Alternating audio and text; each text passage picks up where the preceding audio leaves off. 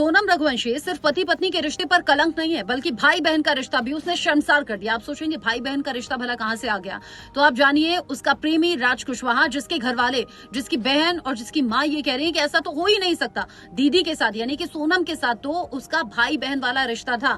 उसके घर वाले कह रहे हैं कि राज कुशवाहा को फंसाया जा रहा है। राज कुशवाहा तो सोनम को दीदी दीदी कहता था, यानी दीदी कहकर संबोधित करता था। राज कुशवाहा का ही एक दोस्त है जो कह रहा है कि वो तो एक दो बार राखी बंधवाने के लिए भी गया था और दोनों के बीच में भाई बहन जैसा रिश्ता था। अब जरा सोचिए, घर वालों को ये पता है कि यहाँ राज कुशवाहा और सोनम भाई बहन जैसे हैं। यहाँ राज कुशवाहा के दोस्त भी ये दावा कर रहे हैं कि वो तो सोनम को दीदी दीदी कहता था, लेकिन दीदी और भाई बनकर ये कुछ और ही कांड कर गए। यानी लोगों की नजर में धूल झोंकते रहे। और चैट्स हैं जिनसे मालूम हो रहा है कि कैसे सोनम ने कहा था कि ये यानी कि राजा मेरे करीब आ रहा है, जल्दी कुछ करना होगा, मुझे बिल्कुल अच्छा नहीं लग रहा कि ये मेरे करीब आए। यानी तभी से प्लानिंग थी। और जो शादी के बाद क्लोजनेस होती है पति पत्नी की, उसको लेकर सोनम ने राज को बताया था कि मुझे सब अच्छा नहीं लग रहा है, इसका जल्दी कुछ करना होगा, यानी कि प्लानिंग को अंजाम देना होगा, मर्डर करना होगा। उसके बाद ही राज ने प्लान बनाया कि तुम मेघालय लेकर जाओ, शिलोंग लेकर जाओ, वहां पर इस काम को पूरा करेंगे, यानी कि हत्याकांड को अंजाम देंगे।